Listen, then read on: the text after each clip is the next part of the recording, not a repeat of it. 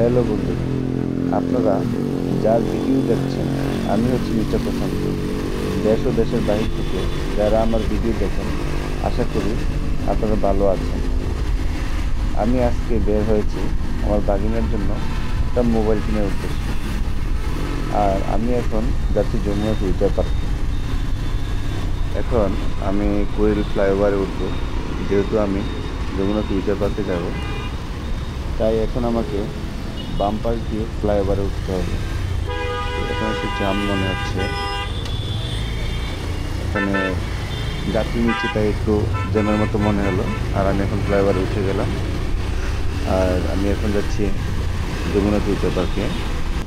ব্রিজের উপরটা বেশ ফাঁকা, যেহেতু বেশ একটা ইউটার্ন, তাই সাবধানে চালাতে হচ্ছে। বাহ, ডান পাশে সুন্দর কৃষ্ণচূড়া ফুল আছে এবং দেখতে বেশ ভালো লাগছে। আর আমি ঠিক ফ্লাইওভারের উপরে আছি, নিচে অনেক জ্যাম মনে হচ্ছে।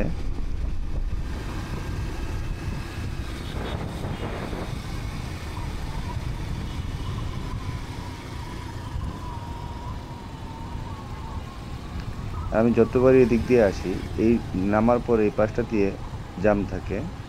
আজকে একটু জ্যাম কম মনে হচ্ছে।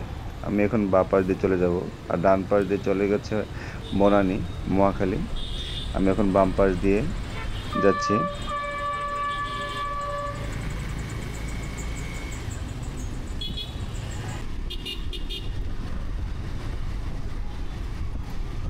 এই রাস্তাটা আসলে অনেক ভাঙা, কিন্তু সাবধানে চালাতে হচ্ছে। আমি এখন বসুন্ধরা ফিউচার পার্কের ভিতরে ঢুকে গেলাম গেট দিয়ে। গিয়ে পার্কিং করতে হবে।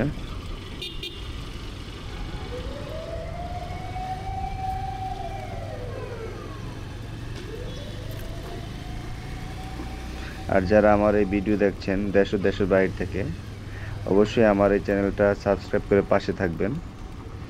এবং যারা ফেসবুক থেকে দেখছেন তারা অবশ্যই আমার এই পেজটাকে ফলো দিয়ে পাশে থাকবেন। এবং নতুন নতুন, আশা করি নতুন নতুন ভিডিও দেখতে পাবেন।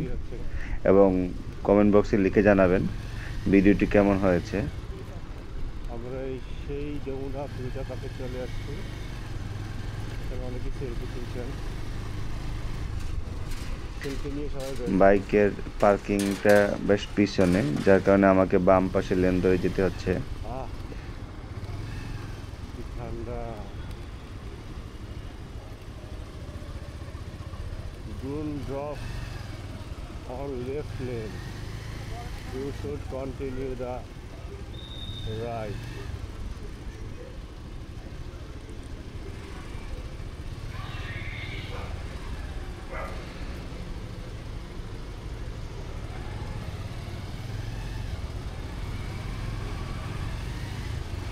যমুনা ফিউচার পার্কের গেট থেকে বেশ ভিতরেই, অনেক অনেক ভিতরে আসতে হয় পার্কিংয়ের জন্য। আমি এখন ভিতরে ঢুকবো। মোটরসাইকেল পার্কিংটা এখানে লেখা আছে, মোটরসাইকেল পার্কিং। আমি এখন নিচে নামছি। এই জায়গাটা বেশ ঢালু, তবে সিমেন্টের হওয়াতে, কংক্রিট হওয়াতে পড়ার সম্ভাবনাটা খুব কম।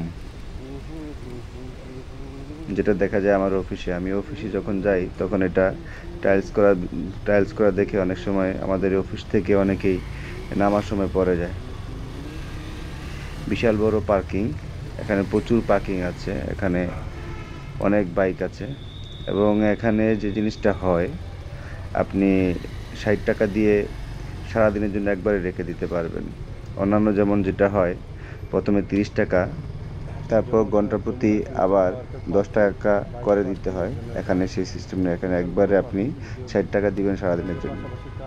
যাই হোক, আজকের জন্য এখানে ব্লগটা শেষ করলাম। আমি অলরেডি চলে আসছি বসুন্ধরা। আপনার ধন্যবাদ।